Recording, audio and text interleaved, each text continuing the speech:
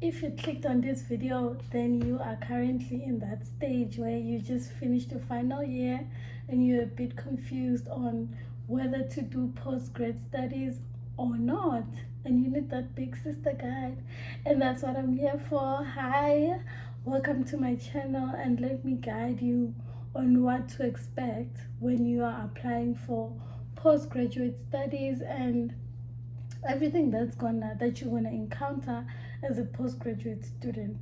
And I'm talking honors, masters, and obviously you can't be watching this video if you're applying for PhD, because you've already seen it all. You've seen it all. So right now I think I'm just talking to my honors applicants, my master's applicants, the people who are trying to pursue a postgraduate experience, because you just graduated. Let me give you an exact scenario that I think you're in right now. Okay, basically I think right now you're sitting in your bed. You just finished your final year last year in December, and you're just chilling and you're like, okay, what next? What am I going to do next? I'm looking for jobs. If you're in South Africa, then there isn't any jobs. There isn't any jobs in this country. So most of us, we want to do postgraduate studies because of the lack of jobs in our countries, and just sitting at home is not an option. It has never been an option. Just sitting at home and waiting for opportunities to come your way, it's never been an option. So postgraduate studies is not bad, considering doing your honors or your masters. It's not a bad idea. I'm just here to tell you that it's not a bad idea. Some people can tell you that it's a bad idea, but it's not. So here are things that you should expect and things that you should do in preparation for your postgraduate studies. Let's get into the video. Don't forget to subscribe if you like my vibe. I don't always do postgraduate content, by the way. I do other things. I do fashion, I go on side quests, I do everything, but not academic videos.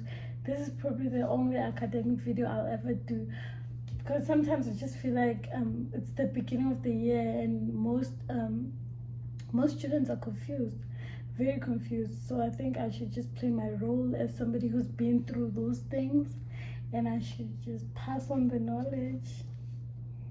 Number one, funding. You need to get funding. You actually need to get funding. If you're in South Africa, you can apply for NRF, National Research Funding, which is a funding scheme, if I may call it that. It's a funding, it's a bursary for research students, so especially science research students. So if you're doing anything related to science, whether it's agriculture, biology, anything, and your proposal or I'm still getting there. You probably don't even know what a proposal is. But let me tell you, you need to start applying for bursaries, postgraduate studies bursaries. There's a lot of them. Just go on Google and search postgraduate bursaries or bursaries for postgraduate studies. They're gonna appear. One of them is actually the National Research Foundation. Is it foundation or fund? I don't know. But that bursary is really good. It pays a good amount of money. It's gonna cover most of your tuition.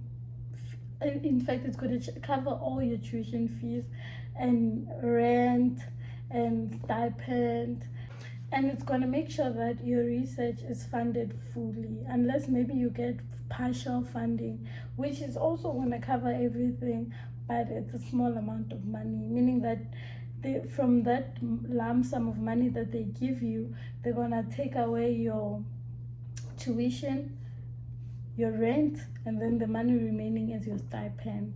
So you need to get a cheaper place. That's number one. Number one is funding. So I'm pretty sure you can go online and check all the bursaries that are available for postgraduate studies. But what I do as advice is that do not pursue this life without funding. Do not do it.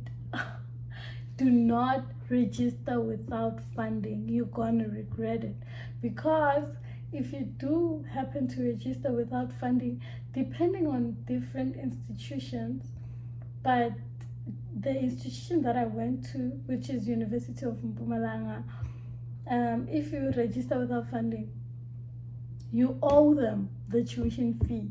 And when you're coming back for your second year, you won't be able to register because you'll be owing them the money from last year.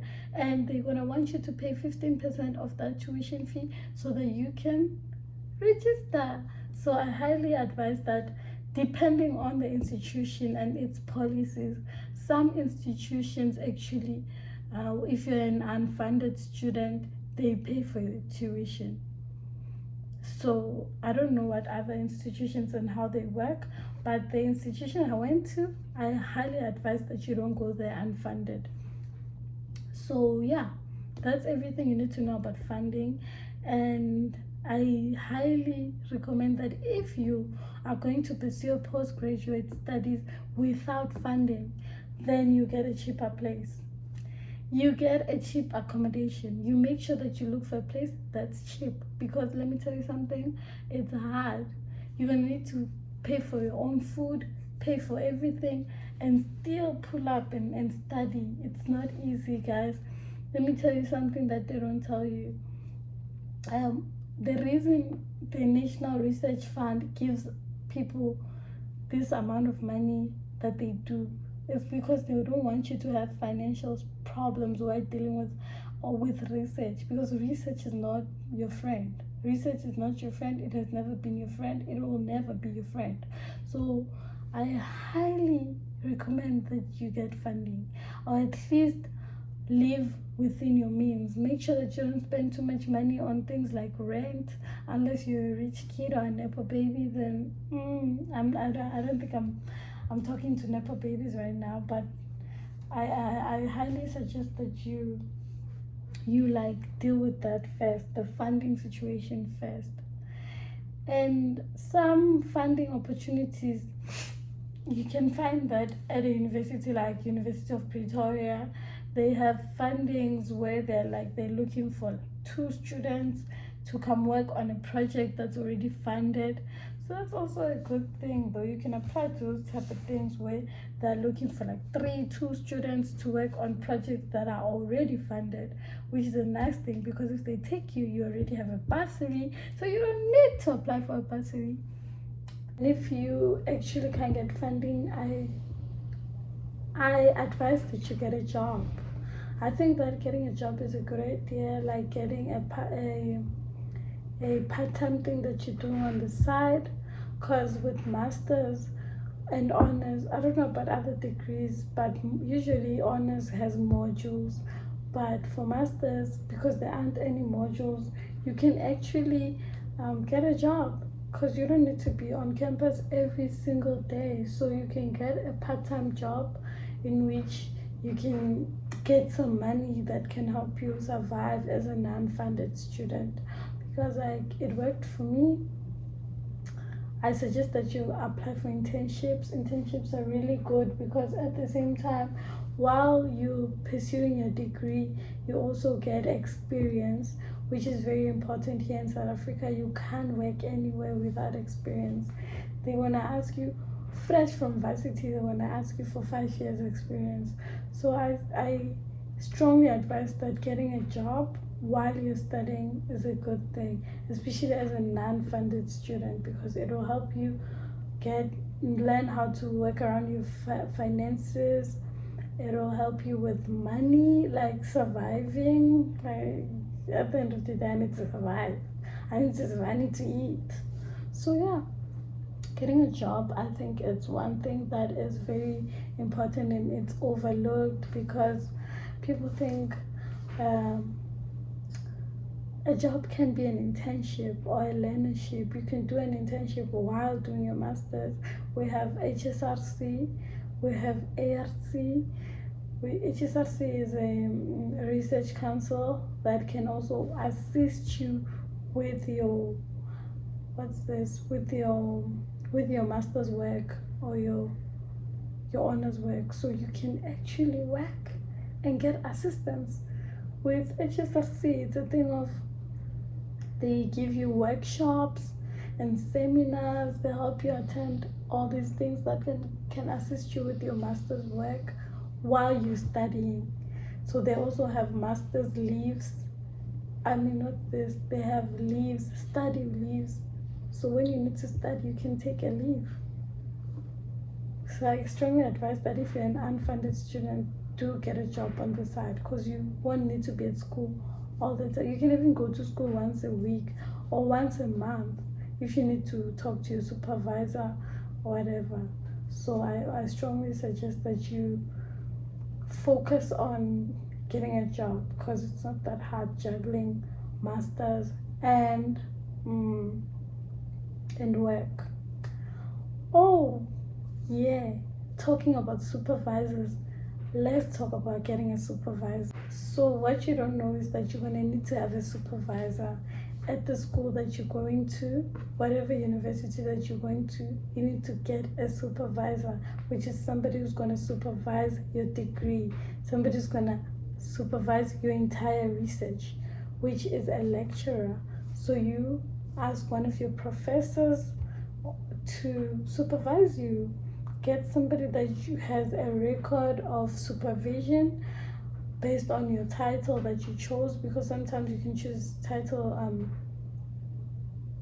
about plant science. Your research is plant science based. So what you want to do is go to your desired university, look at the lecturers, and look at the lecturer who teaches plant science. You reach out to them, you ask them to supervise you, and that will work for you, because you need to have a good relationship with your supervisor.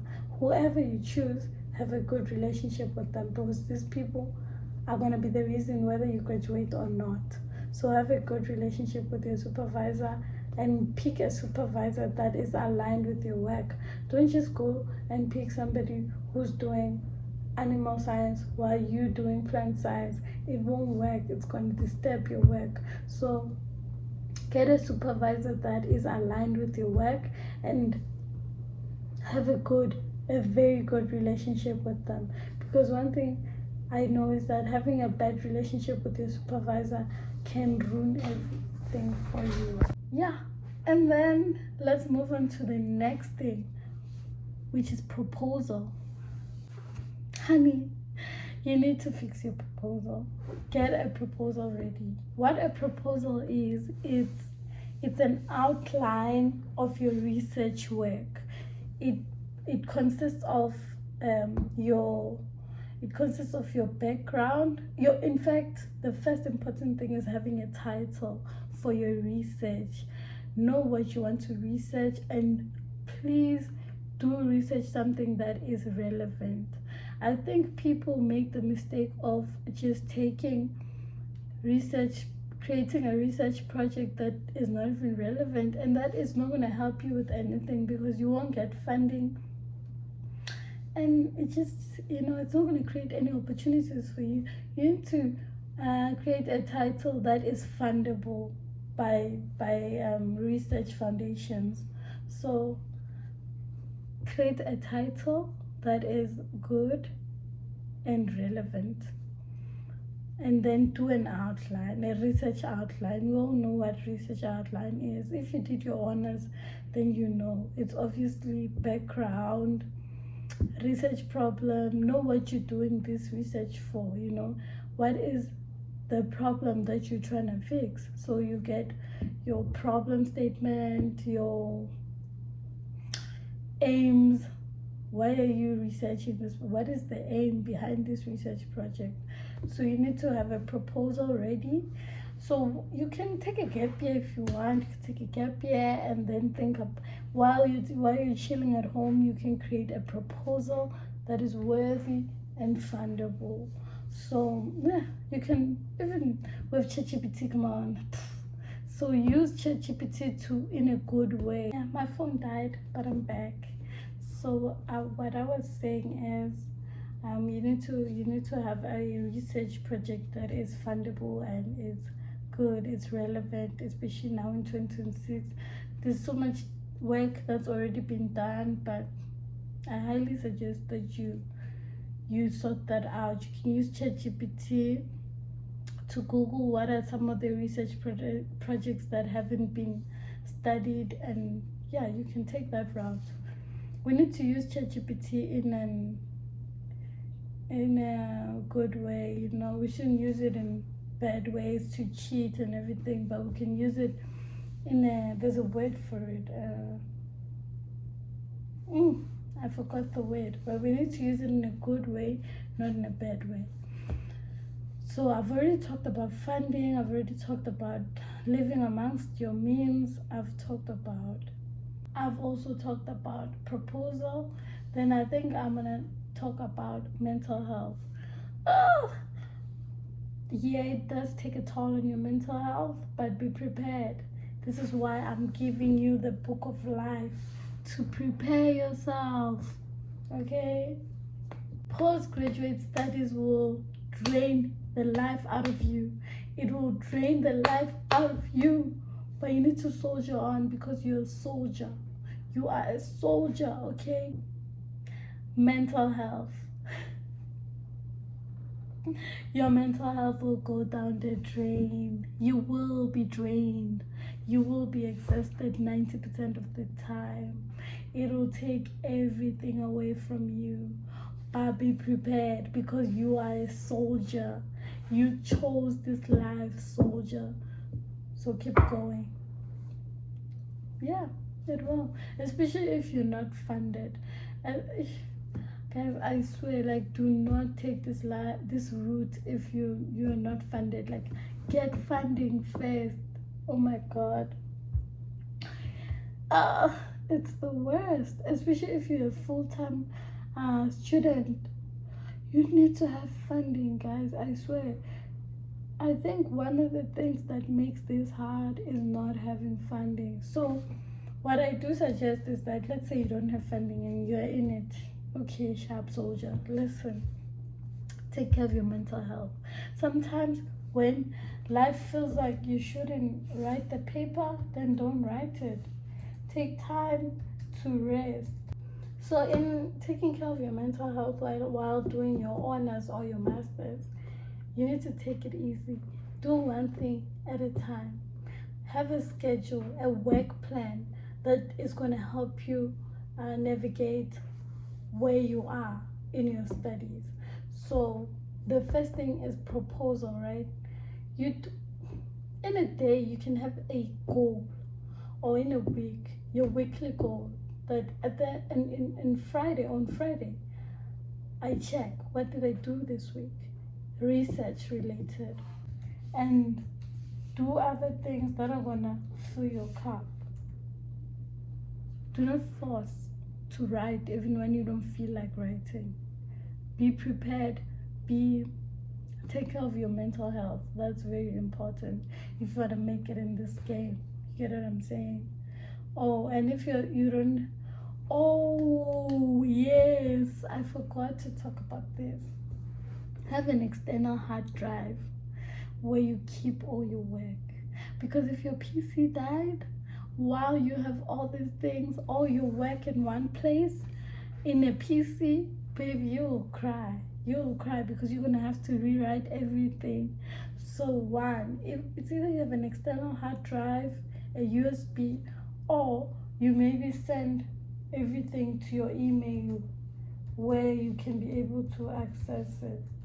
Because if you decide that you're gonna keep everything in your PC, you're gonna cry, because you will wake up one day and your PC doesn't work and everything is erased, and you're gonna have to go back and rewrite everything, because the submissions will be on your neck. Oh, and while you're doing your honors, do publish some papers. Try to publish at least one literature review, because these days when you apply for funding, they do consider such things, but have you ever published a paper? So while you're doing your honors, consider publishing a paper. or your master. Wait, what's the level that's accurate for publishing? I think it's masters, but just keep that in mind. Keep publication in mind, because it's a very important thing, especially in postgrad, especially if you want funding. So yeah, guys, I'm just your big sister who has gone through all these things so that you don't have to go through all these things. And I hope you enjoyed the video, and I hope I have assisted you in ways that you want to be assisted. Welcome to postgrad. It's great. You're gonna enjoy it. You're gonna enjoy doing your masters. You're gonna enjoy doing your honors. Just be aware. Be aware. Don't jump into things without doing proper research. I'm pretty sure you watching this video is actually you doing research, and I'm so proud of you. Keep going. This is, this is nothing. It's just research. It's just life. It's just part of life. It passes by. And don't be stressed thinking that you're confused, life is hard. It's not. You just need to do what you need to do, So yeah, I hope you enjoyed the video. That's so corny. Why did I do this? Oh my god, that is so corny. But yeah, bye. I love you. Don't forget to like, comment, and subscribe if this video helped you in any way.